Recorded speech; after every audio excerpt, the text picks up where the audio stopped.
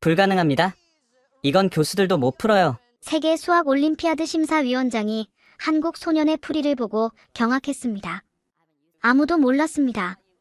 국밥 국물 묻은 책 한 권이 세계 최고 수학자들을 침묵시킬 줄은.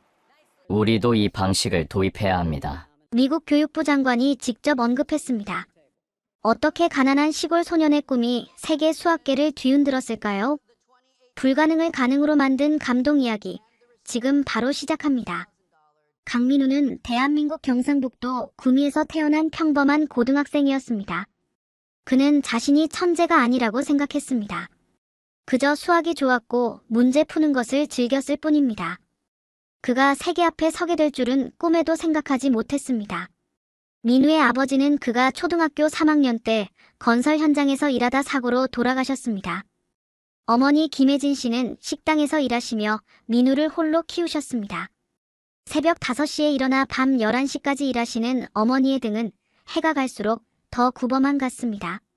월급날이면 번 돈의 대부분을 월세와 공과금에 내고 남은 것으로 민우에게 도시락을 싸주셨습니다. 어머니는 매일 밤 피곤하신 몸으로도 민우의 방에 들어오셔서 머리를 쓰다듬으며 말씀하셨습니다. 민우야, 엄마는 내가 선생님이 되면 좋겠다. 우리처럼 공부하고 싶어도 돈이 없어 못하는 아이들. 그런 아이들 도와주는 선생님 말이야. 그 한마디가 민우의 삶의 나침반이 되었습니다. 어머니의 굽은 허리와 거칠어진 손을 볼 때마다 그의 가슴 속에는 뜨거운 결심이 자라났습니다. 언젠가 어머니가 더 이상 일하지 않으셔도 되는 날을 만들겠다는 결심, 그리고 자신처럼 어려운 환경에 있는 아이들에게 희망이 되어주겠다는 소망이었습니다. 민우네 집은 구미시 외곽의 작은 다세대 주택 2층이었습니다. 방 한 칸과 작은 주방이 전부인 공간이었지만 어머니는 그곳을 늘 깨끗하게 유지하셨습니다. 벽지가 낡아군데군데 찢어져 있어도 어머니는 매주 토요일이면 바닥을 손걸레로 닦으시며 말씀하셨습니다. 집이 작아도 마음만은 넓게 살자, 민우야. 아버지가 돌아가신 후 장례식장에서 어머니는 한 번도 울지 않으셨습니다. 대신 밤마다 이불 속에서 흐느끼는 소리가 들렸습니다. 민우는 그때 결심했습니다. 절대로 어머니를 실망시키지 않겠다고. 어머니의 눈물이 헛되지 않게 하겠다고. 어머니는 가끔 손님들이 남긴 음식을 싸우셨습니다. 식당 주인이 허락한 것이라고 하셨지만 그 음식을 드시지 않고 모두 민우에게 주시는 걸 알았습니다. 어머니 자신은 그저 찬밥에 김치 한 조각으로 끼니를 해결하셨습니다. 엄마는 식당에서 이미 배불리 먹었어. 너 먹어, 민우야. 그 말이 거짓임을 알면서도 민우는 묵묵히 음식을 먹었습니다. 그것이 어머니를 위한 최선이라고 생각했으니까요. 어머니가 차려주신 밥상 앞에서 그는 매일 같은 다짐을 했습니다. 꼭 성공해서 엄마를 행복하게 해드릴게요. 민우의 꿈은 거창한 것이 아니었습니다.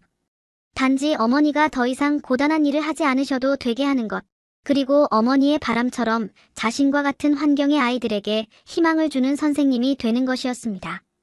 그 소박한 꿈을 향한 그의 여정이 어떻게 세계 수학계를 놀라게 하는 이야기로 이어지게 될지 그때는 상상조차 할 수 없었습니다. 민우는 학원을 다닌 적이 없었습니다. 사실 가보고 싶기도 했지만 어머니께 말씀드릴 수 없었습니다. 동네 친구들이 학원 다녀온 이야기를 할 때면 그는 그저 미소만 지을 뿐이었습니다.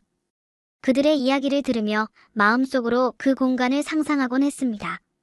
민우네 집 인터넷은 자정이 지나야 겨우 끊기지 않고 EBS 강의를 볼 수 있었습니다.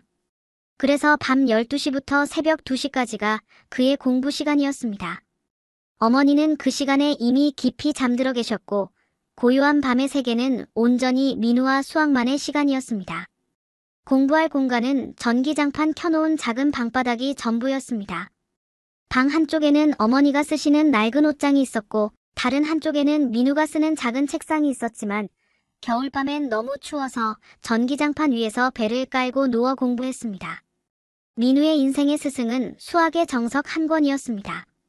중고서점에서 1,000원 주고 산 그 책의 겉지는 이미 누렇게 변색되어 있었고 모서리는 너덜너덜했습니다.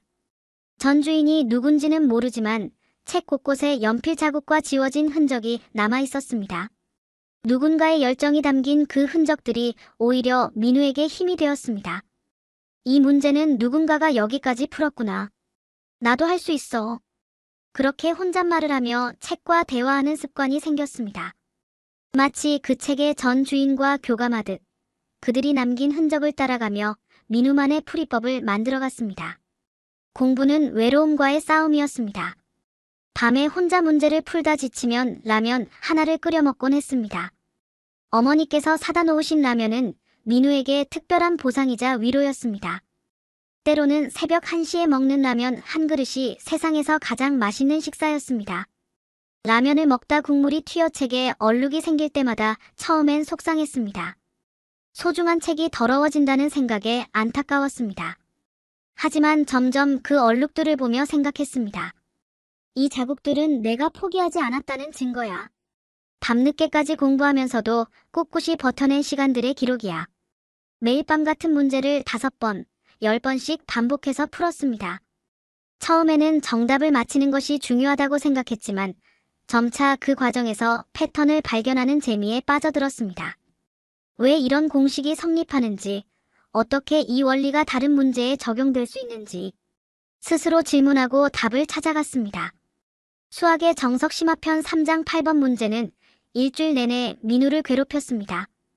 그 문제 앞에서 얼마나 많은 종이를 구겨버렸는지 모릅니다. 하지만 포기하지 않았습니다.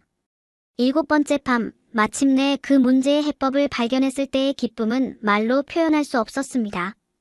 아, 이렇게 하면 되는 거였구나. 그 순간의 희열은 민우가 수학에 더욱 깊이 빠져들게 한 결정적 순간이었습니다. 어려운 문제를 해결했을 때의 그 짜릿함은 어떤 게임의 승리보다도, 어떤 칭찬보다도 달콤했습니다. 그렇게 수학에 몰입했던 이유는 단순했습니다. 수학만은 민우를 차별하지 않았기 때문입니다. 부잣집 아이도 가난한 집 아이도 배경이나 환경에 상관없이 정확한 풀이 과정만 있다면 누구나 같은 답에 도달할 수 있었습니다. 그 공정함이 민우에게는 위로가 되었습니다. 학교에서 수학 시험을 봤을 때 선생님은 종종 민우의 답안지를 들어보이시며 말씀하셨습니다. 민우처럼 풀이 과정을 명확하게 쓰는 습관을 들이세요. 답만 맞는 게 아니라 과정이 중요합니다. 그 말씀이 민우에게는 큰 자부심이 되었습니다. 비록 남들처럼 학원은 다니지 못했지만 자신의 방식대로 문제를 깊이 이해하고 풀어나가는 과정에서 민우만의 강점을 발견했기 때문입니다. 가끔 창밖으로 쏟아지는 별을 보며 꿈을 꾸기도 했습니다. 언젠가 더 넓은 세상에 나가 자신의 능력을 펼칠 수 있을까?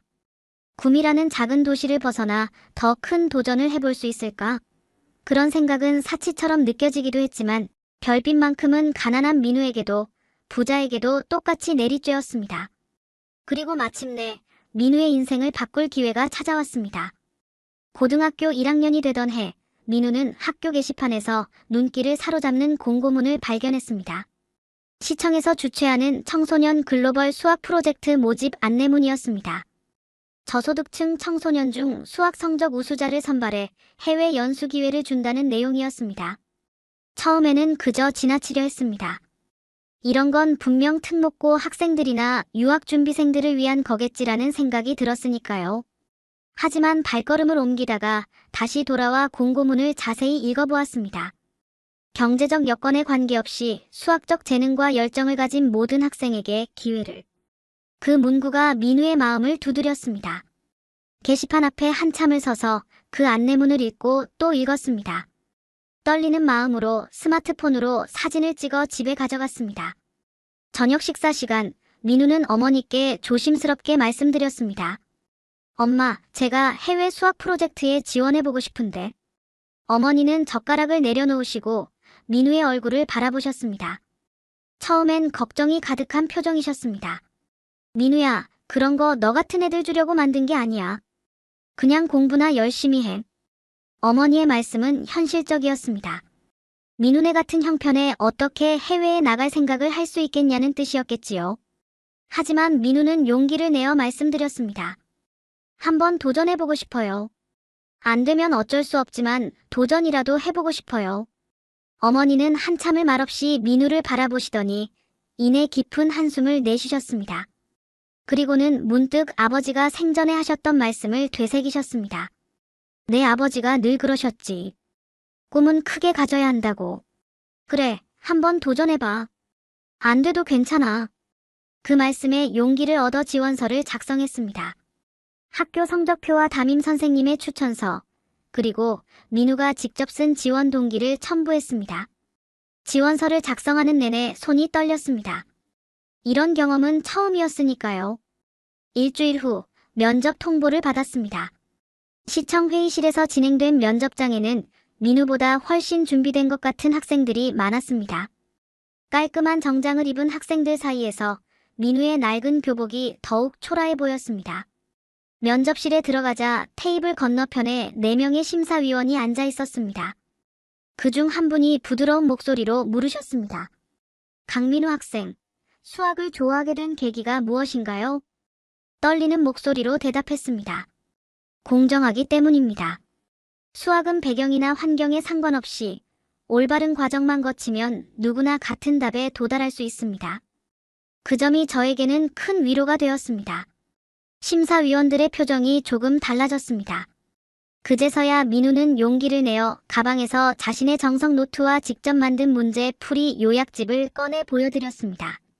국밥 국물 자국이 묻은 그 노트를 보시고 한 심사위원이 물으셨습니다.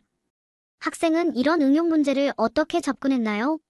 이건 대학 과정인데. 민우는 정직하게 대답했습니다. 아버지가 돌아가신 후 제가 할 수 있는 건 공부뿐이었습니다.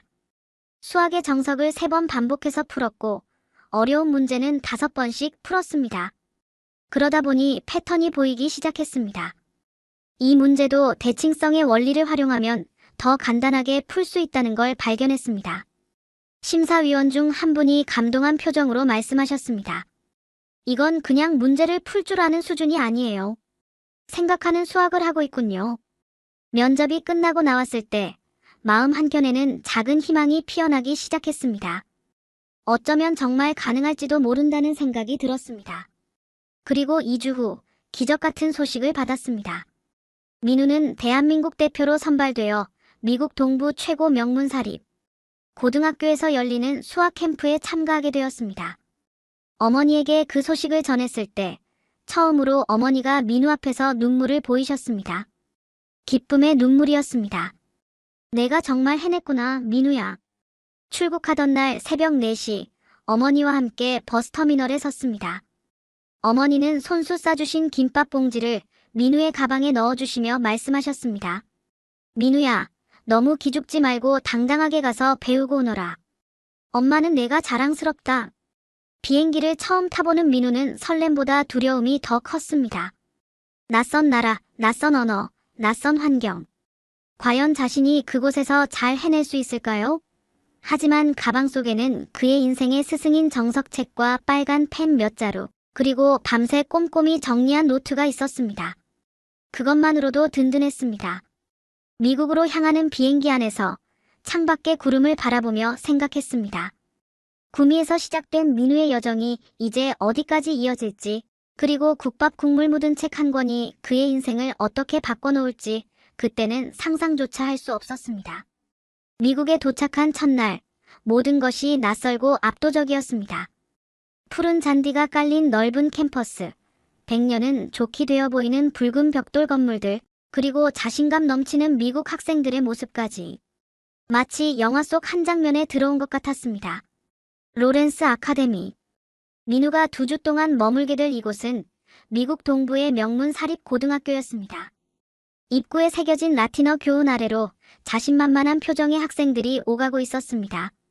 기숙사 방으로 안내받아 짐을 풀고 있는데 민우의 옆방 미국 학생이 인사를 건넸습니다.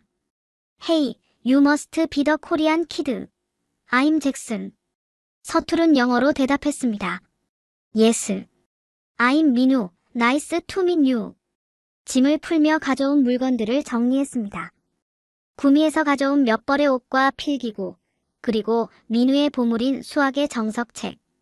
그의 방에는 최신형 컴퓨터와 태블릿이 비치되어 있었지만 민우는 그것보다 자신의 낡은 책이 더 소중했습니다. 다음 날 아침, 첫 수업이 시작되었습니다. 학생들은 최신 태블릿으로 문제를 풀고 3D 프린터로 모형을 만들며 가상현실 장비로 기하 개념을 익히고 있었습니다. 반면 민우의 가방 속에는 이미 변색된 수학책 한 권과 손으로 쓴 노트뿐이었습니다. 너 그거 뭐야? 첫 수업 시간 옆자리에 앉은 금발의 미국 학생이 민우의 책상을 가리키며 물었습니다. 그녀의 이름은 에밀리 윈터스였습니다. 캠프에서 가장 뛰어난 수학 영재로 불리는 학생이었습니다. 한국 수학책이야. 정석이라고 해. 에밀리는 코웃음을 치며 말했습니다. 그게 뭐 그렇게 특별해? 우리 태블릿에는 모든 문제가 다 들어있는데. 그녀는 자신의 태블릿을 보여주었습니다. 화면을 터치하자 3차원 도형이 회전하며 나타났고 방정식이 자동으로 풀리는 애니메이션이 재생되었습니다. 분명 인상적인 기술이었지만 민우에게는 뭔가 부족하게 느껴졌습니다. 난 직접 손으로 푸는 게 좋아. 그래야 개념이 더 잘 이해돼. 에밀리는 의아한 표정으로 민우를 바라보더니 어깨를 으쓱하고 자기 태블릿으로 돌아갔습니다. 그 말이 아직도 귀에 맴돕니다. 그게 뭐 그렇게 특별해? 잠시 민우는 자신의 낡은 책이 부끄럽게 느껴졌습니다. 마치 자신이 디지털 시대에 뒤처진 것 같은 기분이 들었으니까요. 수업 시간에도 민우는 자주 당황했습니다. 영어로 진행되는 수업을 완벽히 이해하기 어려웠고 다른 학생들이 사용하는 최신 용어나 약어들은 더욱 낯설었습니다. 하지만 다행히 수학의 언어만큼은 보편적이었습니다. 문제가 칠판에 적히면 그 순간만큼은 민우가 구미에 있을 때와 다를 바 없었습니다.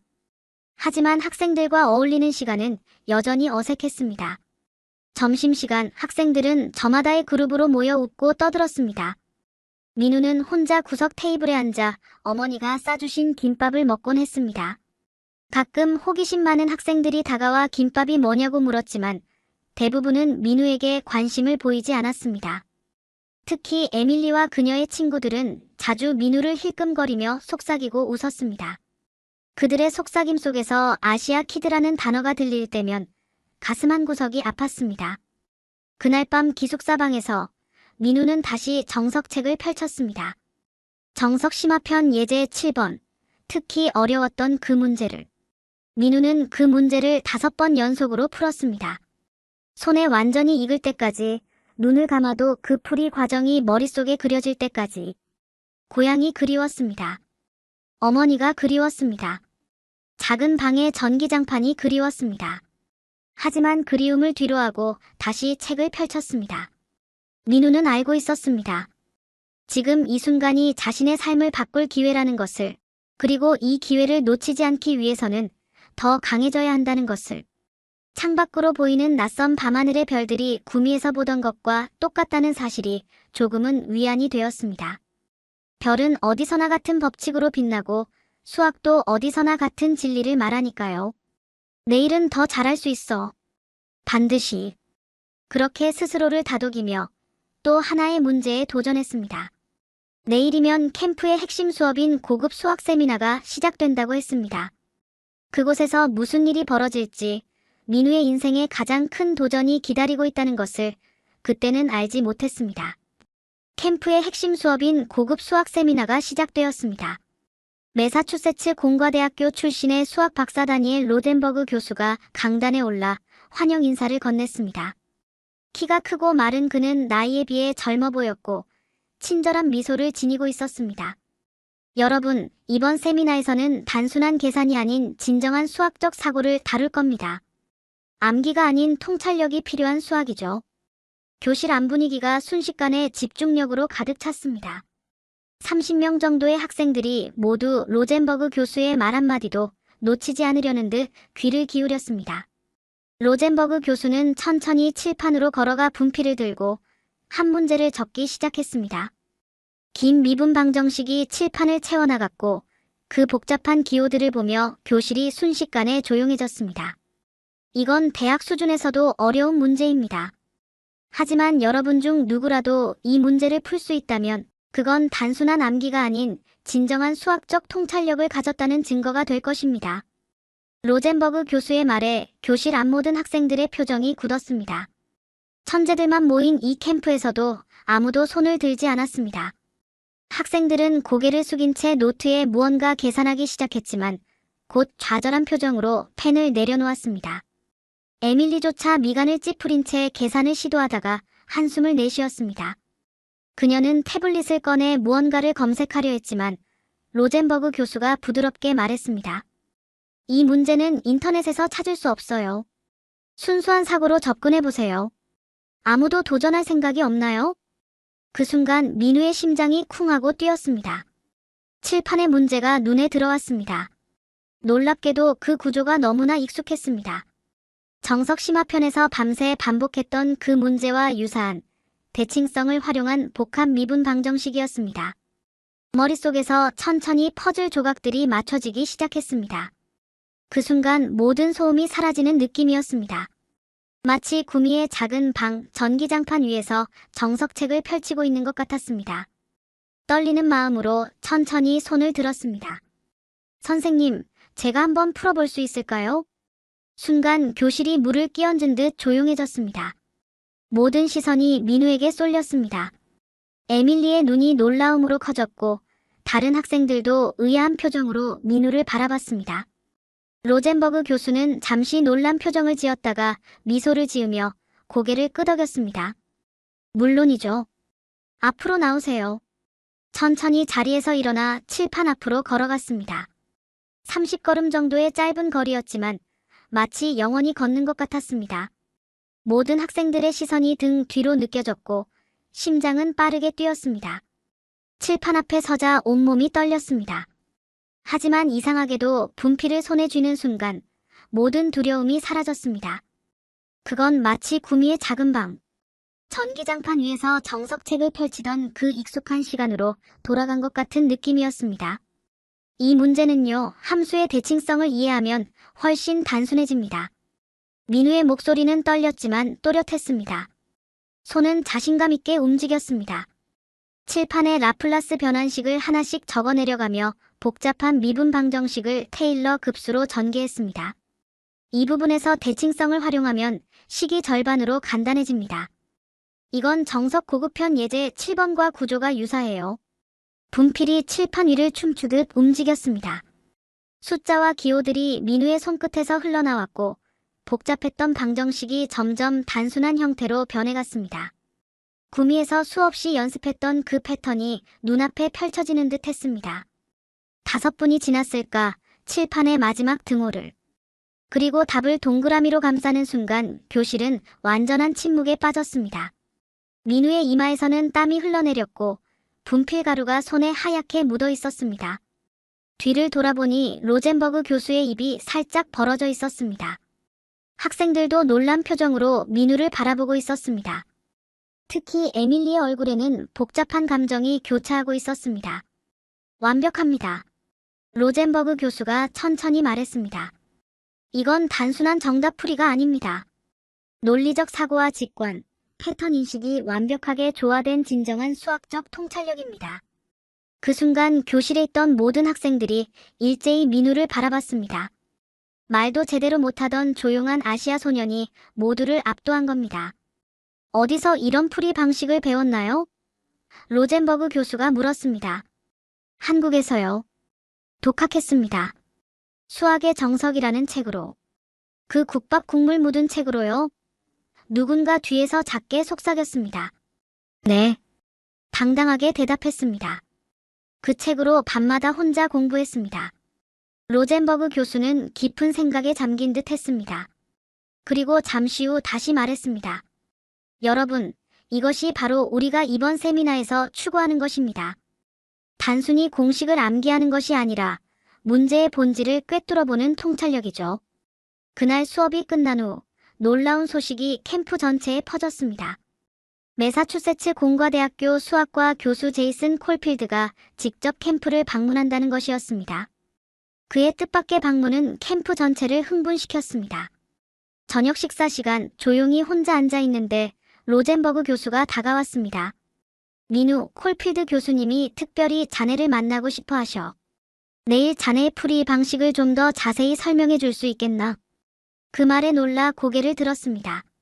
매사추세츠 공과대학교의 석학이 민우를 만나고 싶다니 믿기지 않았습니다. 네, 물론이죠. 그날 밤 기숙사 방으로 돌아오는 길에 에밀리와 마주쳤습니다. 평소와 달리 그녀는 민우의 눈을 똑바로 쳐다봤습니다. 그거 인상적이었어. 짧은 한마디를 남기고 그녀는 빠르게 지나갔습니다. 하지만 그 말에서 무언가 변화가 느껴졌습니다. 경멸이 아닌 어쩌면 존중의 시작일지도 모르는 감정이. 방에 돌아와 창문을 열어 밤하늘을 바라봤습니다. 별들은 구미에서 보던 것과 같았지만 민우의 마음속 무언가가 달라져 있었습니다. 처음으로 느껴보는 성취감, 인정받는 기쁨이었을까요? 엄마, 저 해냈어요. 소리내어 중얼거렸습니다. 어머니가 이 순간을 볼 수 있다면 얼마나 기뻐하실까 상상하며 다시 정석책을 펼쳤습니다. 내일의 만남을 위해 더 깊이 이해하고 설명할 수 있도록. 이것이 시작에 불과하다는 것을, 그리고 이 성공 이후에 더 큰 도전이 기다리고 있다는 것을 그때는 알지 못했습니다. 그날 이후로 민우를 향한 시선은 미묘하게 달라지기 시작했습니다. 아침 식당에서 식사를 하러 가면 주변이 잠시 조용해졌다가 곧 수군거림이 시작되었습니다.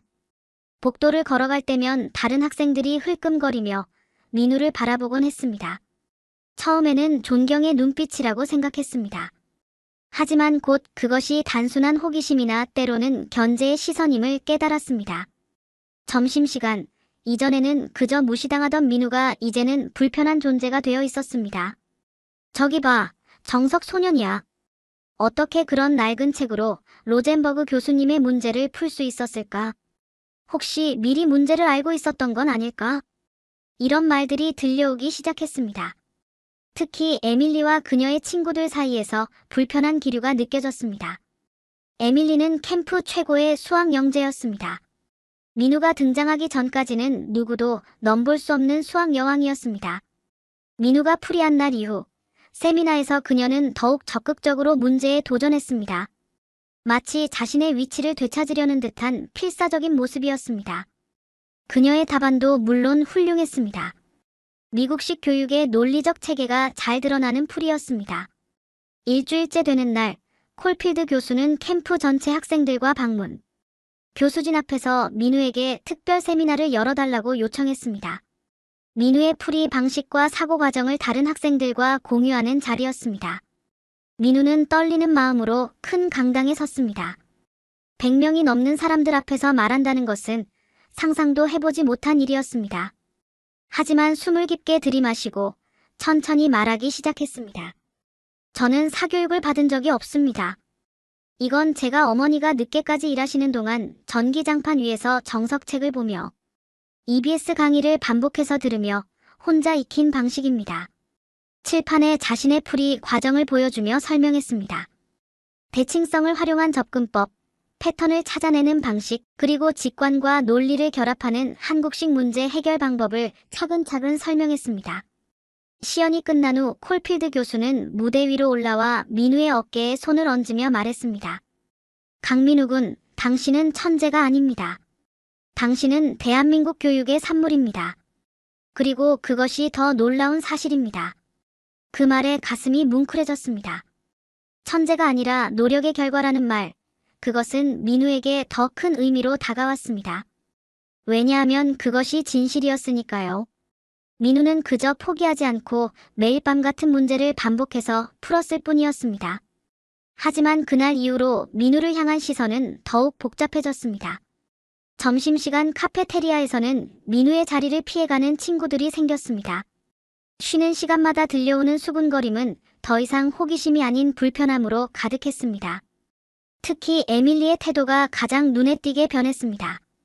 처음에는 존경이었던 시선이 점점 불편함으로, 그리고 견제로 바뀌고 있었습니다. 어느 날 복도에서 마주쳤을 때 그녀가 처음으로 민우에게 말을 걸었습니다. 너무 눈에 띄는 것 같아, 민우. 그녀의 목소리는 겉으로는 부드러웠지만 차가운 감정이 느껴졌습니다. 우리는 원래 너랑 달라. 여기는 미국이고 우리는 다른 방식으로 문제를 해결해. 내 그 낡은 책의 방식이 항상 통하는 건 아니야. 그 말에 민우는 아무 말도 하지 못했습니다. 그녀의 말이 틀리지 않았기 때문입니다. 민우는 달랐습니다. 그의 옷에서는 라면 냄새가 배어 있었고 신발은 중학교 때부터 신던 낡은 운동화였으며 발음도 행동도 아무것도 이곳에 어울리지 않았습니다. 내 말이 맞아. 침묵을 깨고 대답했습니다. 난 달라. 하지만 그 다름이 바로 내가 가진 전부야. 에밀리는 잠시 놀란 표정을 지었습니다. 아마도 민우가 반박할 거라 예상했던 것 같습니다. 그 다름이 내 강점이자 내가 여기까지 올 수 있었던 이유야. 에밀리는 더 이상 말을 잇지 않고 휙 돌아서 걸어갔습니다. 하지만 그녀의 표정에서 무언가 생각하는 기색이 느껴졌습니다. 아마도 민우의 대답이 그녀의 예상과는 달랐기 때문일 것입니다. 그날 밤 민우의 인생의 두 번째 전환점이 찾아왔습니다. 세미나 마지막 주에 로젠버그 교수가 중대 발표를 했습니다. 조용해지는 교실 속에서 그는 놀라운 소식을 전했습니다. 다음 달 프린스턴 대학교에서 개최되는 국제 수학 경시 대회에 우리 캠프가 팀을 보내게 되었습니다. 학생들 사이에서 흥분된 웅성거림이 퍼졌습니다. 프린스턴 수학 경시 대회는 전국에서 최고의 고등학생들만 참가할 수 있는 대회였습니다. 팀은 2명으로 구성됩니다. 로젠버그 교수는 잠시 교실을 둘러보더니 말을 이었습니다. 첫 번째 학생은 강민우. 예상했던 발표였지만 그래도 가슴이 뛰었습니다. 국제대회에 참가하는 것은 상상도 해보지 못한 일이었습니다. 그리고 두 번째 학생은 에밀리 윈터스. 교실이 순간 얼어붙었습니다. 에밀리의 얼굴이 창백하게 변했습니다. 그녀의 눈과 민우의 시선이 마주쳤을 때 그 안에서 분노와 당혹감, 그리고 묘한 도전의식이 느껴졌습니다. 한국에서 온다면 소년과 미국 최고의 수학 영재. 경쟁자에서 파트너가 된 두 사람은 이제 함께 세계를 향해 나아가야 했습니다. 난 이 팀에 참가할 수 없어요. 에밀리의 목소리가 교실에 울려 퍼졌습니다. 그녀는 마치 독사에게 물린 것처럼 자리를 박차고 나갔습니다. 로젠버그 교수의 시선이 민우와 부딪혔습니다. 민우, 걱정하지 마. 이건 학교의 결정이야. 에밀리도 이해할 거야. 하지만 민우는 알았습니다. 이것이 단순한 일이 아니라는 것을. 이제 에밀리는 그저 민우를 불편해하는 것을 넘어 민우와 함께해야 하는 상황에 처했으니까요. 그날 저녁 숙소로 돌아오는 길에 넓은 잔디밭에 혼자 앉아있는 에밀리를 발견했습니다. 그녀는 무릎을 껴안고 먼 곳을 바라보고 있었습니다. 다가가야 할지 말아야 할지 잠시 고민했지만 이 문제는 언젠가는 해결해야 했습니다. 천천히 다가가 그녀의 옆에 앉았습니다. 그녀는 민우가 옆에 앉아도 쳐다보지 않았습니다. 에밀리, 내가 날 싫어하는 건 알아. 난 널 싫어하는 게 아니야. 그녀의 대답은 의외였습니다. 그럼, 그냥, 내가 모든 걸 바꿔놓았어. 모든 규칙을. 그녀의 목소리에서 진심이 느껴졌습니다. 분노보다는 혼란, 적대감보다는 당혹감이 더 컸습니다. 변화가 항상 나쁜 건 아니잖아. 민우의 말에 그녀는 처음으로 민우의 눈을 바라봤습니다. 그리고 한참을 그렇게 쳐다보더니 다시 고개를 돌렸습니다. 난 내일부터 따로 준비할 거야. 굳이 함께 할 필요는 없을 것 같아. 그 말을 남기고 그녀는 자리에서 일어나 기숙사 방향으로 걸어갔습니다. 그날 밤 정석책을 펼치며 가슴이 무거웠습니다. 매사추세츠 공과대학교 교수도 인정한 한국식 접근법. 그러나 에밀리와 함께 풀어야 하는 경시대회 문제들. 민우는 이것이 단순한 수학 문제가 아닌 인간관계의 방정식이 되어버렸다는 것을 깨달았습니다. 첫 팀 미팅은 최악이었습니다. 로젠버그 교수가 마련해준 소회의실에서 에밀리와 마주 앉았지만 그녀는 얼음장처럼 차가운 표정으로 앉아 있었습니다. 내 시간 낭비하지 마. 난 내 방식대로 준비할 테니 너도 내 방식대로 해. 그녀는 서류 뭉치를 테이블에 탁 내려놓고는 돌아섰습니다. 회의실 문이 쾅 하고 닫히는 소리가 마음을 무겁게 했습니다. 경시대회까지는 단 2주. 이대로는 안 된다는 걸 알았지만 어떻게 해야 할지 막막했습니다. 그날 저녁 식사도 거르고 캠프 도서관에 틀어박혔습니다. 에밀리가 놓고 간 서류 뭉치를 펼쳐보니 지난 3년간의 경시대회 기출문제와 대회 가이드라인이 있었습니다. 문제들을 하나씩 살펴보면서 놀란 것은 이 문제들이 민우가 한국에서 풀어본 유형과는 상당히 달랐다는 점이었습니다. 더 개방적이고 창의적인 접근이 필요한 문제들이었습니다. 그날 밤 정석책을 펼치며 가슴이 무거웠습니다. 매사추세츠 공과대학교 교수도 인정한 한국식 접근법. 그러나 이런 경시대회 문제들에도 효과적일까요? 새벽 3시 예상 문제를 풀다 벽에 부딪혔습니다. 이건 민우가 본 적 없는 유형이었습니다. 어떻게 풀어도 답이 나오지 않았습니다. 처음으로 깨달았습니다. 한국식 교육만으로는 세계를 이길 수 없다는 것을. 그건 마치 천장에 닿지 못하는 사다리를 발견한 기분이었습니다. 이틀째 도서관 구석에서 같은 문제와 씨름하고 있었습니다. 종이 위에 끝없이 펼쳐진 방정식들을 바라보며 한숨을 내쉬었습니다. 그렇게 하면 영원히 못 풀어. 갑자기 들려온 목소리에 고개를 들었습니다. 에밀리였습니다. 그녀는 의자를 끌어 민우의 맞은편에 앉았습니다. 내 노트 읽어봤어. 그녀가 자신의 노트를 밀어주었습니다. 펼쳐보니 깔끔한 필체로 문제 접근법이 정리되어 있었습니다. 솔직히 충격적이었습니다. 그녀의 방식은 민우가 배운 모든 것과 달랐습니다. 이 문제는 위상 수학적 접근이 필요해. 너희 한국 책에는 없는 방식이야. 그녀가 연필을 들어 민우의 노트 위에 무언가 그리기 시작했습니다. 연속적인 변형의 개념, 위상학적 불변량에 대한 설명. 처음으로 에밀리의 방식을 제대로 지켜봤습니다. 그녀의 사고방식은 민우와 완전히 달랐습니다. 민우가 전체 그림을 보고 패턴을 찾는다면 에밀리는 구조를 분석하고 논리적 연결성을 중시했습니다. 민우가 직관을 따른다면 그녀는 체계적인 증명을 중요시했습니다. 이렇게 그리고 그녀의 손이 능숙하게 움직였습니다. 이 부분을. 그러면 해결돼. 놀랍게도 그들은 같은 답에 도달했습니다. 다른 길을 통해 같은 정답에. 그 순간 알았습니다. 그들의 차이가 약점이 아니라 강점이 될 수 있다는 것을. 왜? 용기를 내어 물었습니다. 왜 도와주는 거야?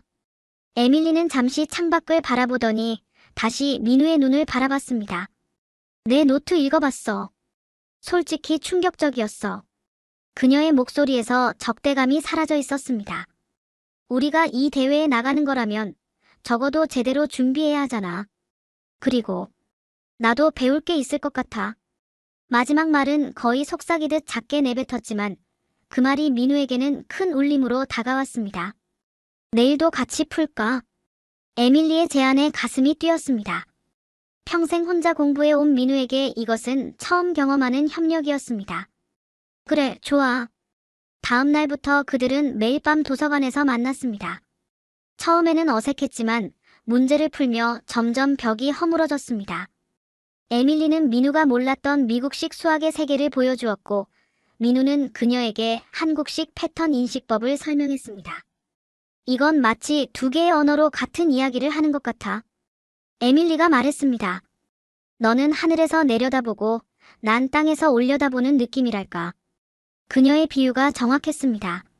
그들은 같은 문제를 다른 각도에서 바라보고 있었고 그 시각 차이가 오히려 더 완전한 그림을 그릴 수 있게 해주었습니다. 일주일간의 협력 끝에 그들은 이전 경시대회 문제 대부분을 함께 풀 수 있게 되었습니다. 에밀리의 논리적 엄밀함과 민우의 직관적 패턴 인식이 만날 때 놀라운 시너지가 발생했습니다. 경시대회가 일주일 앞으로 다가왔을 때 미국 동부의 강력한 라이벌 팀이 등장했습니다. 매사추세츠 공과대학교 부설고등학교 팀으로 지난 3년간 연속 우승을 차지한 전설적인 팀이었습니다. 도서관에서 공부하던 중 에밀리가 노트북으로 그들의 프로필을 보여줬습니다. 브래든 리치몬드와 테드 해리슨. 둘 다 전국 수학 경시대회 1위 출신이야. 특히 브래드는 이미 매사추세츠 공과대학교에서 선행 학점을 이수 중이래. 에밀리의 목소리에 불안이 묻어났습니다. 민우, 솔직히 우리가 이길 수 있을 것 같아. 그때였습니다. 갑자기 머릿속에 어머니의 모습이 떠올랐습니다. 식당에서 늦게까지 일하고 돌아와 민우의 머리를 쓰다듬던 그 손길. 어머니의 목소리가 귓가에 울렸습니다. 민우야, 세상은 내가 얼마나 똑똑한지 보는 게 아니라 얼마나 포기하지 않는지를 본단다. 이길 수 있어, 에밀리. 자신감 있게 말했습니다. 우리는 서로가 가진 것을 보완할 수 있으니까. 민우의 확신에 찬 목소리에 에밀리도 고개를 끄덕였습니다. 그들은 새로운 전략을 세웠습니다. 민우가 직관적으로 문제의 구조를 파악하고 에밀리가 수학적 엄밀성으로 검증하는 방식. 여기에 한국의 패턴 인식법과 미국의 논리 체계를 결합했습니다. 대회 3일 전 로젠버그 교수는 그들의 변화를 놀란 눈으로 지켜봤습니다. 놀랍군요. 두 사람이 이렇게 훌륭한 팀이 될 줄은 몰랐어요. 콜필드 교수도 그들의 모의 시험 결과를 보고 감탄했습니다. 이것이 바로 융합의 힘입니다. 서로 다른 교육 방식이 만나 새로운 가능성을 창출하는 순간을 보는 것 같군요. 대회 2일 전 밤늦게까지 혹독한 연습 중에 에밀리가 갑자기 물었습니다. 민우, 왜 그렇게 수학에 미쳐 있어? 진짜 이유가 뭐야? 갑자기 가슴이 뭉클해졌습니다. 지금까지 이런 깊은 이야기를 나눌 친구가 없었기 때문일까요? 아니면 처음으로 누군가가 진심으로 민우에 대해 알고 싶어 했기 때문일까요? 사실 수학만은 내게 공평했어. 돈이 없어도 배경이 없어도 정확한 풀이만 있으면 인정받으니까. 숨을 깊게 들이마시며 계속했습니다. 매일 밤 혼자 전기장판 위에서 라면 먹으며 공부했어. 어머니는 새벽에 들어오셨고 그 외로움 속에서 수학은 내 유일한 친구였어. 마음속 깊은 이야기를 처음으로 누군가에게 털어놓는 기분이 어색했지만 한편으로는 후련했습니다. 에밀리의 눈빛이 깊어졌습니다. 그리고 잠시 침묵 후 그녀도 자신의 이야기를 시작했습니다. 난 항상 1등이어야 한다는 압박 속에 살았어. 부모님의 기대, 학교의 기대. 모두가 내 성적표만 봤지 나를 본 적은 없었어. 에밀리의 목소리가 살짝 떨렸습니다. 아버지는 매사추세츠 공과대학교 교수야. 엄마는 하버드 의대 출신. 내가 매일 밤 울면서 공부한 적 없다고 생각해. 내 고생이 더 컸겠지만 외로움은 마찬가지였어. 그 순간 그들은 처음으로 서로를 진짜로 바라봤습니다. 성적과 국적, 환경을 넘어선 두 사람. 국밥 국물 묻은 책으로 공부한 한국 소년과 최고의 교육을 받은 미국 소녀. 겉으로는 다르지만 내면의 외로움은 같았습니다. 너에게서 배운 게 있어. 에밀리가 속삭였습니다. 수학에 대한 사랑, 그 순수한 열정. 난 그걸 잊고 있었어. 대회 전날 밤 캠프 뒤편 언덕에 앉아 별을 바라봤습니다. 밤하늘은 구미에서 보던 것과 똑같았습니다. 어쩌면 수학도 그런 것일지 모릅니다. 어디서나 같은 언어로 말하는 에밀리. 응. 내일 어떻게 되든 중요한 건 우리가 함께 한다는 거지. 그녀가 빙그레 웃으며 민우의 말을 이었습니다. 맞아. 내가 내게 보여준 건 답이 아니라 과정이었어. 그게 진짜 수학이야. 그들은 각자의 교재를 펼쳤습니다. 그녀의 최신 미국 교재와 민우의 국밥 국물 묻은 정석. 두 권이 나란히 놓인 모습이 마치 그들의 모습 같았습니다. 다르지만 같은 별을 바라보는. 경시대회 당일 아침, 프린스턴 대학교의 웅장한 메인홀 앞에 섰습니다. 아이비리그의 상징과도 같은 고딕 건축물은 수백 년의 역사를 품고 있었고 그 앞에 선 민우는 한없이 작게 느껴졌습니다. 에밀리와 나란히 서서 깊은 숨을 들이마셨습니다. 세계 각국에서 온 천재들 사이에서 그들은 서로를 바라보며 깊게 고개를 끄덕였습니다. 말이 필요 없었습니다. 그들은 이미 충분히 준비했고 서로를 믿었으니까요. 입구에서 그들은 매사추세츠 공과대학교 부설고 팀과 마주쳤습니다. 전설적인 팀의 주장 브래든 리치몬드가 그들을 위아래로 훑어보더니 비웃듯 말했습니다. 이번에도 우승은 우리 차지야. 특히 너 같은 아시아이가 우리를 이길 순 없어. 그의 말은 의도적으로 크게 해서 주변 사람들이 들을 수 있도록 했습니다. 몇몇 학생들이 그들을 향해 흘끔거리며 웃었습니다. 민우가 무언가 대답하기 전에 에밀리가 앞으로 나섰습니다. 그래, 두고 보자. 우리는 한국과 미국의 최강 조합이니까. 그녀의 목소리에는 흔들림이 없었습니다. 브래드는 잠시 당황한 듯 했지만 곧 코웃음을 치고 돌아섰습니다.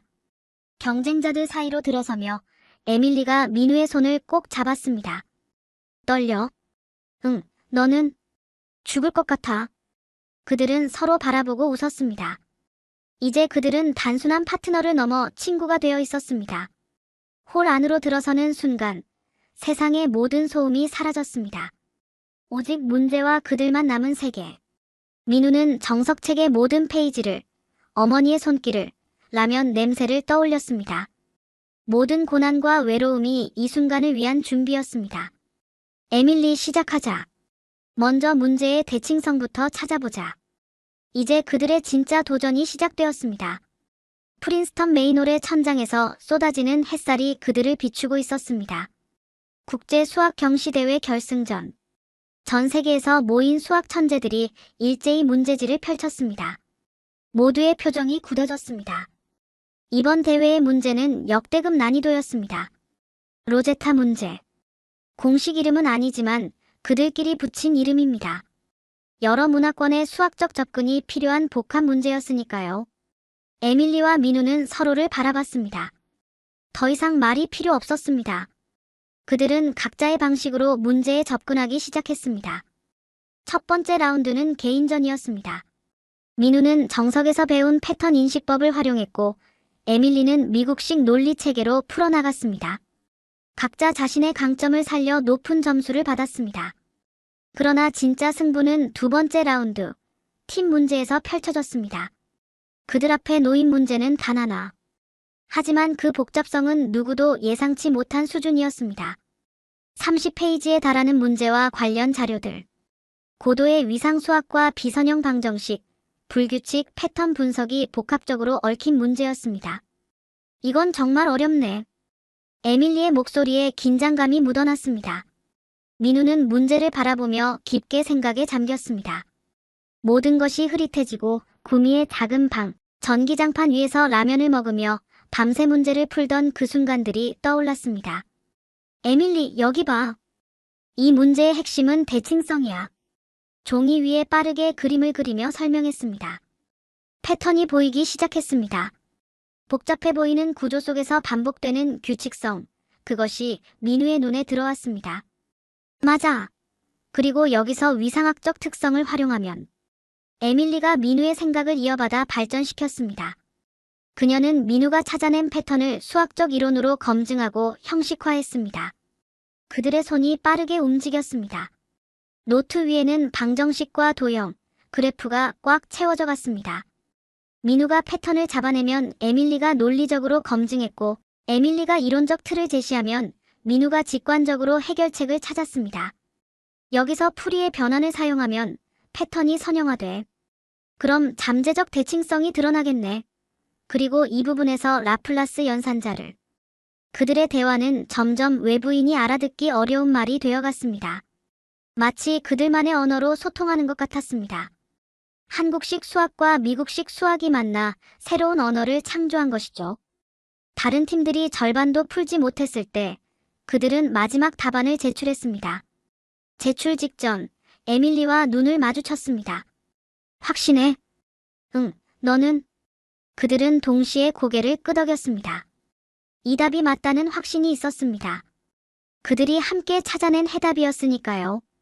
결과 발표 시간. 프린스턴 수학과 학장이 마이크를 잡았습니다. 2024 국제 수학 경시대회 우승팀은 잠시 정적이 흐른 뒤 울려 퍼진 이름. 미국 로렌스 아카데미 에밀리 윈터스와 강민우 팀입니다. 환호성이 터져 나왔습니다. 에밀리가 민우를 와락 껴안았습니다. 그녀의 눈에는 눈물이 고여 있었습니다. 우리가 해냈어, 민우야. 내가 없었다면 불가능했을 거야. 시상식 단상에 오르며 민우는 어머니를 생각했습니다. 지금 한국에서 식당 일을 하고 계실 어머니. 이 순간을 알게 되면 얼마나 기뻐하실까. 에밀리의 부모님은 객석에서 자랑스러운 표정으로 지켜보고 계셨습니다. 반면 민우의 옆자리는 비어 있었지만 마음으로는 어머니가 함께하고 있다고 느꼈습니다. 시상식이 끝난 후 매사추세츠 공과대학교 부설고 팀의 브래든이 다가왔습니다. 예상과 달리 그는 진심으로 축하의 말을 건넸습니다. 정말 인상적이었어. 너희 풀이 방식은 우리가 생각지도 못한 접근법이었어. 에밀리는 우아하게 대답했습니다. 우리는 서로의 다름에서 강점을 찾았을 뿐이야. 브래드는 잠시 생각에 잠긴 듯 했습니다. 아마도 그도 무언가를 깨달은 것 같았습니다. 그날 밤 호텔 로비에서 CNN 취재진이 그들을 기다리고 있었습니다. 특별 보도를 통해 그들의 이야기를 전하고 싶다는 것이었습니다. 국밥 국물 묻은 책으로 세계를 정복한 한국 소년, 동서양 교육의 만남이 만들어낸 수학의 기적. 카메라 앞에 선 그들은 조금 어색했지만 진심을 담아 이야기를 전했습니다. 특히 에밀리의 말이 많은 이들의 마음을 움직였습니다. 민우는 내게 수학의 본질을 가르쳐줬어요. 단순히 답을 찾는 것이 아니라 패턴을 볼 줄 아는 안목과 문제를 사랑하는 마음을 배웠습니다. 우리는 서로 다른 방식으로 같은 목표를 향해 가는 법을 배웠죠. 인터뷰가 끝나고 호텔 방으로 돌아오는 길에 에밀리가 물었습니다. 민우, 이제 어떻게 할 거야? 우리가 우승했으니 틀림없이 많은 제안이 올 거야. 그 말은 현실이 되었습니다. 다음 날 아침, 기적 같은 소식이 전해졌습니다. 매사추세츠 공과대학교, 하버드, 프린스턴에서 각각 장학금 제안이 온 것입니다. 민훈의 집 형편으로는 상상도 못했던 기회였습니다. 호텔 레스토랑에서 아침을 먹으며 에밀리가 흥분된 목소리로 말했습니다. 믿어지지 않아. 우리 둘 다 원하는 대학에 갈 수 있게 됐어. 그녀는 화사하게 웃으며 말했습니다. 이제 우리 같은 학교 가자. 내가 하버드, 내가 매사추세츠 공과대학교. 이런 거 말고. 둘 다 프린스턴은 어때? 우리 팀워크를 이어갈 수 있잖아. 에밀리의 제안은 달콤했습니다. 모두가 민우가 미국 명문대에 진학할 것이라 확신했습니다. 로젠버그 교수도, 콜필드 교수도, 캠프의 모든 학생들도. 기자가 물었습니다. 강민우 학생, 어떤 학교를 선택하실 건가요? 매사추세츠 공과대학교, 하버드. 그 순간 민우의 마음속에 깊은 확신이 찾아왔습니다. 지난 2주 동안의 경험, 에밀리와의 우정, 세계적인 인정. 이 모든 것이 소중했지만 민우의 마음 한구석에는 늘 구미의 작은 방과 어머니의 모습이 자리하고 있었습니다. 민우는 천천히 고개를 저었습니다. 저는 한국으로 돌아가려 합니다. 순간 주변이 조용해졌습니다. 에밀리의 표정이 굳어졌습니다.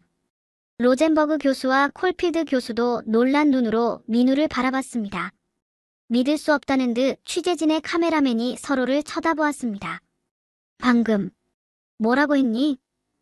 에밀리가 작은 목소리로 물었습니다. 한국으로 돌아갈 거야. 민우의 목소리는 떨렸지만 확신에 차 있었습니다. 기자가 다시 질문했습니다. 장학금 제안을 포기한다고요? 세계 최고의 대학들이 당신을 원하고 있는데요. 민우는 낡은 정석책을 꺼내 들었습니다. 국밥 국물 자국이 선명한 그 책. 책장을 천천히 넘기며 말했습니다. 제가 처음 이 책을 펼쳤을 때 어머니께 약속했습니다. 언젠가 저도 선생님이 되어서 저처럼 돈이 없어도 꿈을 꿀 수 있는 아이들을 가르치겠다고요. 방 안의 공기가 무거워졌습니다. 아무도 말을 하지 않았습니다. 그저 민우가 계속 이야기하기를 기다리고 있었습니다. 저는 서울대학교 수학교육과에 지원했습니다. 어머니의 바람대로 선생님이 되어 재능 있는 학생들이 경제적 어려움 때문에 꿈을 포기하지 않도록 돕고 싶습니다. 민우. 에밀리의 눈에 눈물이 고였습니다. 왜? 에밀리는 처음엔 이해하지 못했습니다. 그녀의 세계에서는 이런 선택이 말이 되지 않았으니까요.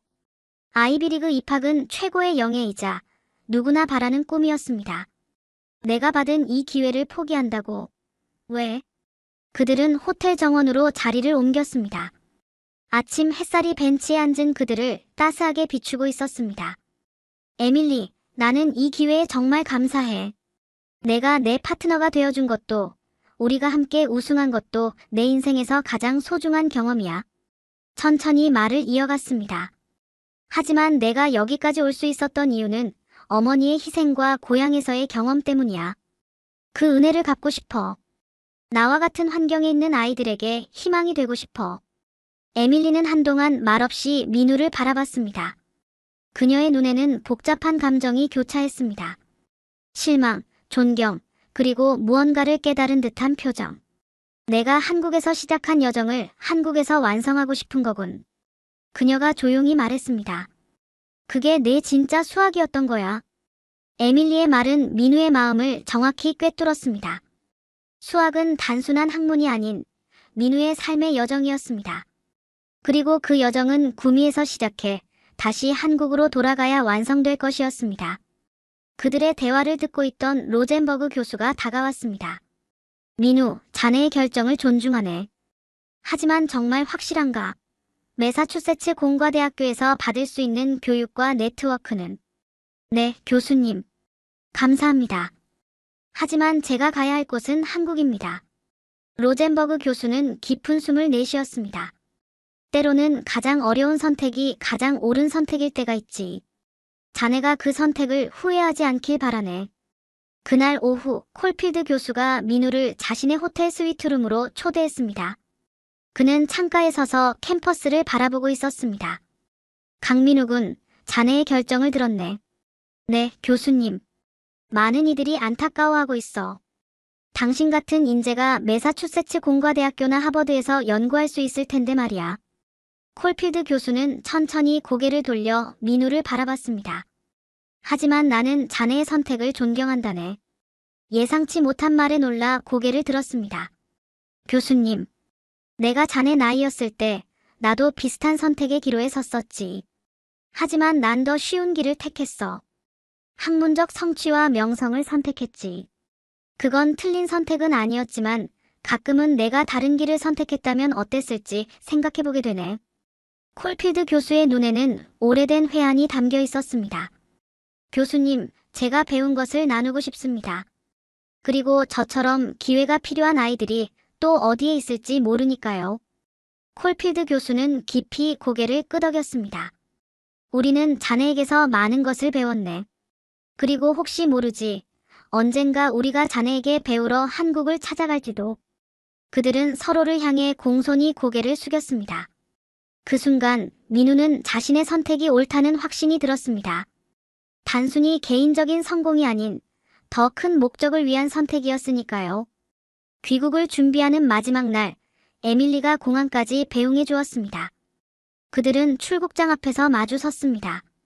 내년 여름에 한국에 갈 거야. 에밀리가 말했습니다. 너의 학교를 보고 싶어. 정말? 그때 꼭 만나자. 약속해. 그리고 라면도 먹여줘. 그들은 서로 웃었습니다. 처음 만났을 때의 적대감이 이제는 깊은 우정으로 변해 있었습니다. 고마워, 에밀리. 내가 아니었다면 우승할 수 없었을 거야. 나도 마찬가지야. 우리는 서로에게 필요한 거였어. 이별의 순간 그들은 서로를 꽉 껴안았습니다. 말로 표현할 수 없는 감정이 오갔습니다. 서로 다른 세계에서 왔지만 그들은 수학이라는 언어로 소통하며 진정한 친구가 되었습니다.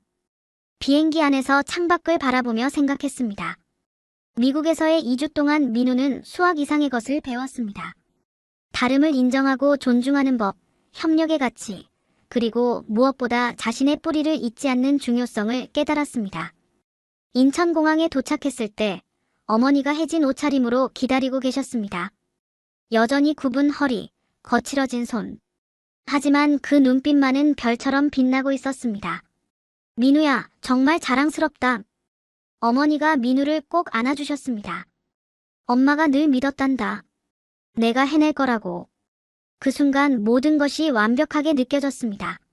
민우의 인생의 모든 조각들이 제자리를 찾아간 느낌이었습니다. 엄마, 다들 미국에 남으라고 했어요. 매사추세츠 공과대학교 하버드에서 장학금을 제안했거든요. 어머니의 눈이 커졌습니다. 그런데 왜? 제가 선생님이 되고 싶다고 했잖아요. 엄마처럼 힘들게 사는 부모님의 아이들에게 희망을 주는 선생님이요. 어머니의 눈에 눈물이 고였습니다. 그 눈물이 민우에게는 어떤 상장보다, 어떤 장학금보다 값진 보상이었습니다. 그래, 내가 그런 선택을 했다면 그건 분명 옳은 길일 거야. 집으로 돌아가는 길, 차창 밖으로 한국의 풍경이 스쳐 지나갔습니다. 미국의 널찍한 캠퍼스와 화려한 건물들과는 다른 풍경이었지만 이곳이 민우의 뿌리였고 민우가 돌아와야 할 곳이었습니다. 어머니가 준비해주신 저녁 식사 테이블에는 오랜만에 먹는 김치찌개와 반찬들이 놓여 있었습니다. 그리고 테이블 한쪽에는 작은 선물 상자가 놓여 있었습니다. 이게 뭐예요, 엄마? 열어봐. 상자를 열자 새 수학책이 들어 있었습니다. 반짝이는 표지의 미적분학개론. 내가 돌아온다고 했을 때 월급 받자마자 서점에 갔단다. 이젠 더 이상 중고책이 아닌 새 책으로 공부했으면 해서 가슴이 뭉클해졌습니다. 어머니의 사랑은 언제나 이렇게 소박하지만 진심 어린 모습으로 전해졌습니다. 엄마 고마워요. 하지만 저는 여전히 제 정석책이 좋아요. 그 책에는 제 여정이 담겨 있으니까요. 어머니는 미소를 지으며 말씀하셨습니다. 그럼 둘 다 가지렴. 과거와 미래를. 그날 밤 오랜만에 돌아온 민우의 방에 누워 천장을 바라보았습니다. 미국에서의 경험, 에밀리와의 우정, 그리고 이제 시작될 새로운 여정. 모든 것이 한편의 꿈 같았지만 동시에 너무나 선명하게 가슴에 새겨져 있었습니다. 창밖의 별을 바라보며 생각했습니다. 프린스턴에서 보던 별과 구미에서 보는 별은 같습니다. 수학의, 아니 진실의 빛도 어디서나 같을 것입니다. 민우가 가야 할 길은 그 빛을 더 많은 이들에게 나누는 것. 그것이 민우의 사명임을 그 밤에 다시 한번 확신했습니다. 1년 후 민우는 서울대학교 수학교육과에 입학했습니다. 학교를 다니며 주말에는 구립도서관 한켠에 저소득층 아이들을 위한 무료 수학교실을 열었습니다. 처음에는 5명 정도의 아이들이 참여했지만 점차 입소문이 나면서 30명 이상으로 늘어났습니다. 민우쌤의 정석교실. 아이들이 직접 지은 이름이었습니다. 민우가 가장 먼저 한 일은 중고 서점을 돌며 깨끗한 중고 수학의 정석을 여러 권 구매하는 것이었습니다. 그리고 각 아이들에게 나눠주며 말했습니다. 이 책에 여러분의 흔적을 남겨보세요. 문제풀이, 메모, 심지어 국밥 국물 자국까지도요. 그 모든 것이 여러분의 여정을 기록하는 거예요.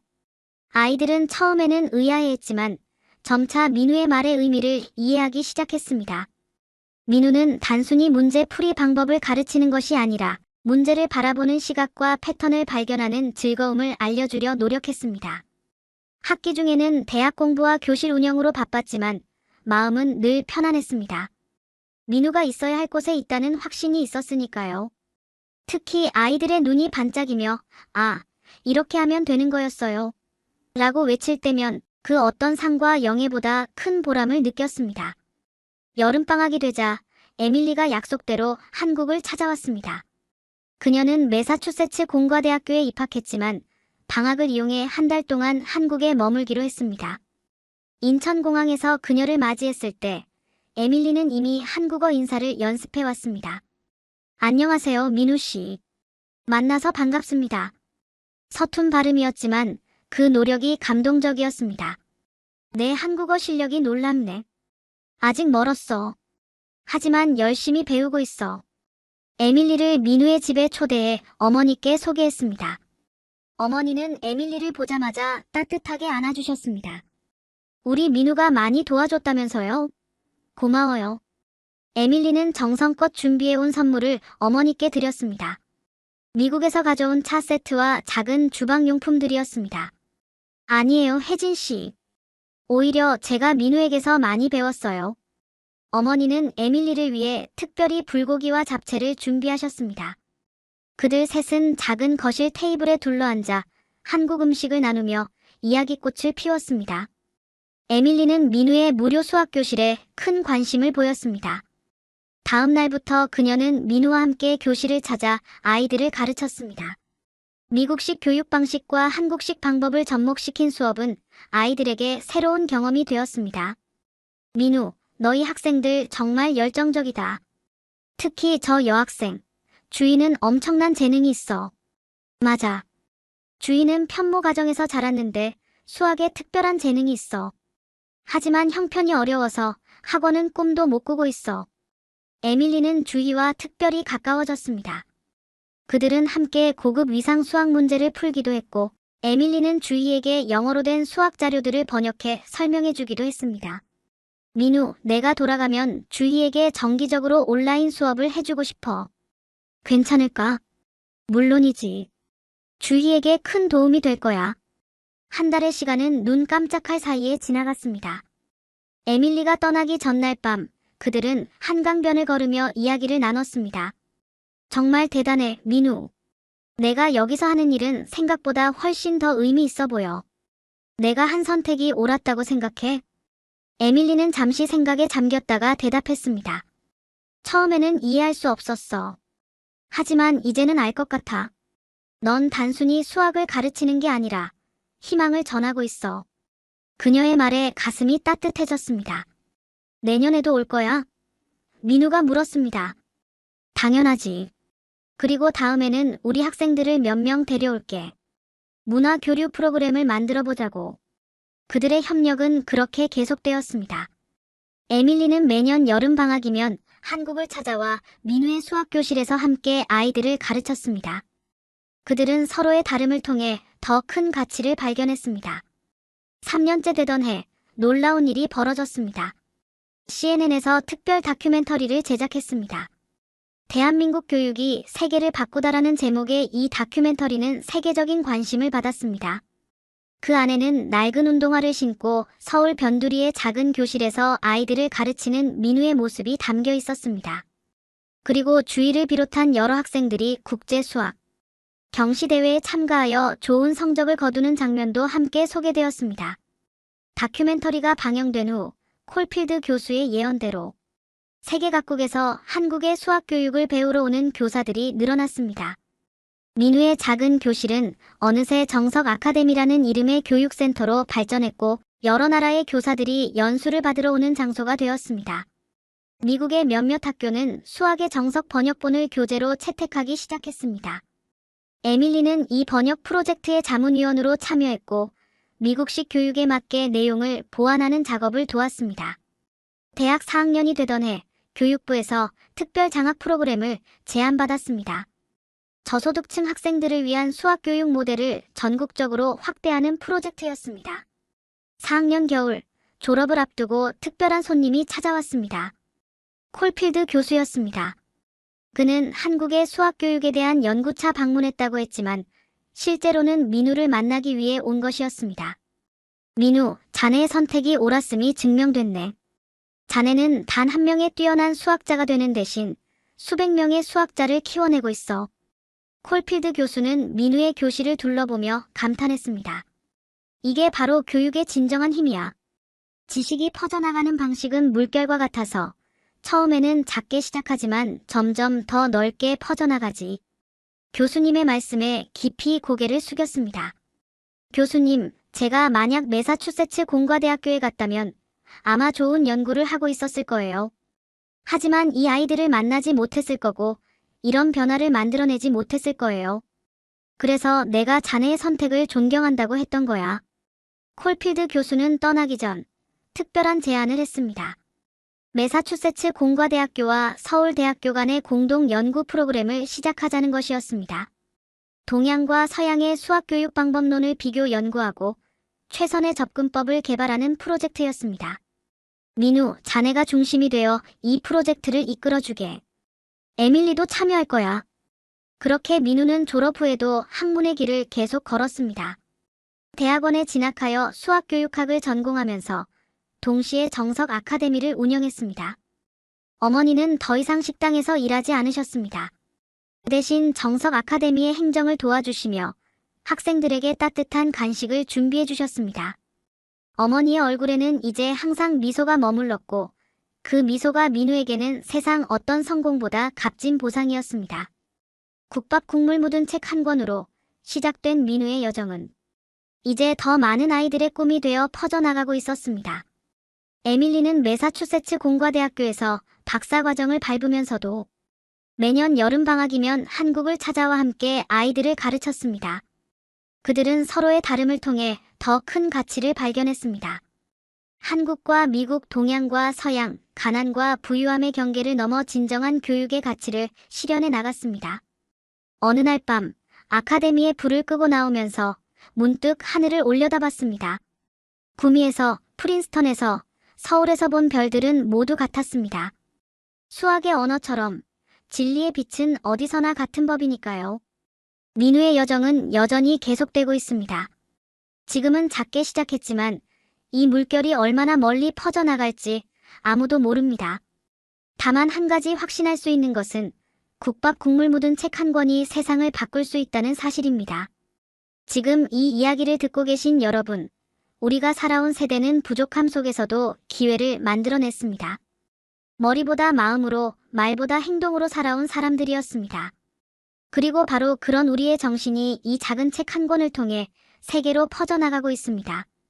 오늘날 민우는 서울대학교 수학교육과 교수가 되어 예비교사들을 가르치고 있습니다. 그의 강의실에는 항상 낡은 수학의 정석이 놓여 있습니다. 첫 수업 시간에 민우는 그 책을 들어보이며 학생들에게 말합니다. 여러분, 이 책에는 국밥 국물 자국이 묻어 있습니다. 여러분은 이것을 단순한 얼룩으로 볼 수도 있고 포기하지 않은 흔적으로 볼 수도 있습니다. 교육은 바로 그런 관점의 차이를 만들어내는 일입니다. 정석 아카데미는 이제 전국에 10개의 지부를 둔 비영리 교육기관으로 성장했습니다.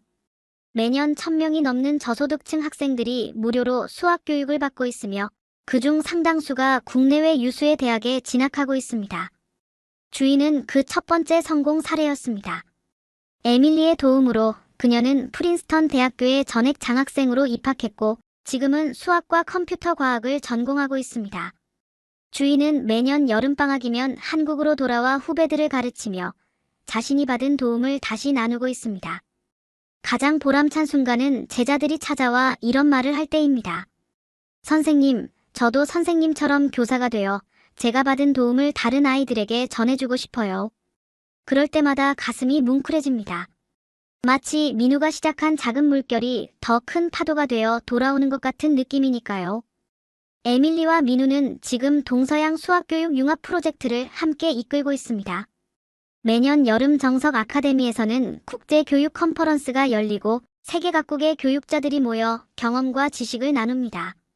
이 프로젝트를 통해 이미 50개국 이상의 교사들이 연수를 받았고 그들은 자국으로 돌아가 이 방법론을 적용하고 있습니다. 어머니는 이제 70이 넘으셨지만 여전히 아카데미를 자주 찾아오십니다.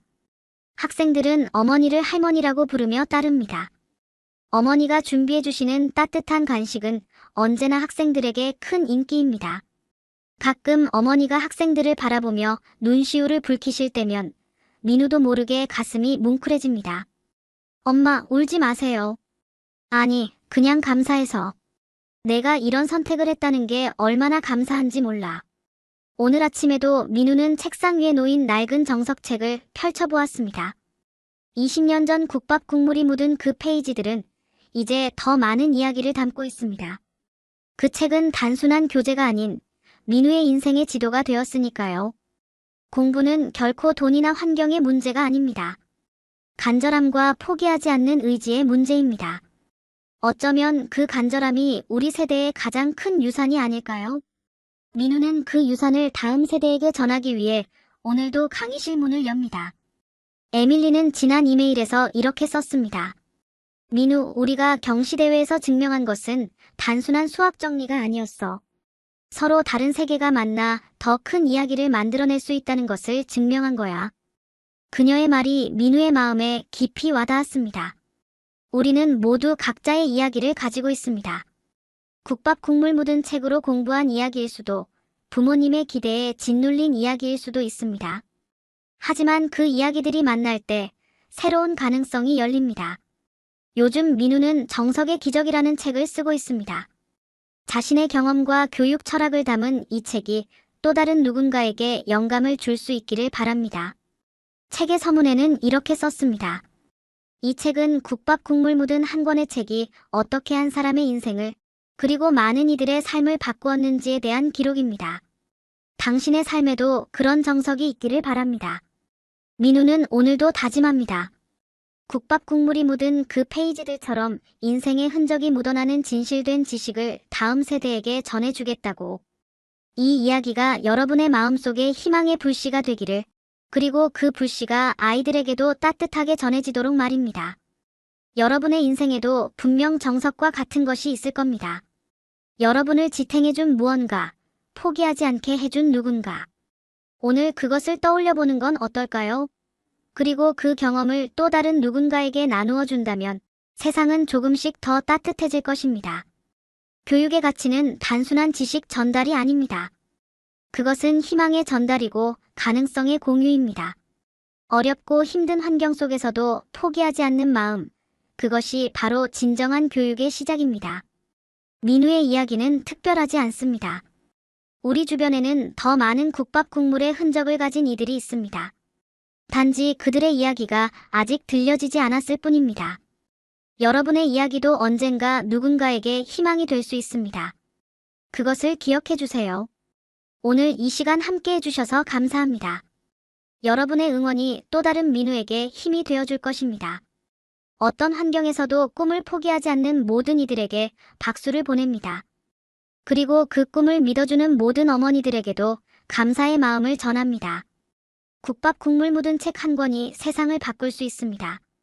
여러분의 손에 들린 그 무엇도 마찬가지입니다. 오늘도 포기하지 마세요. 여러분의 이야기는 계속됩니다.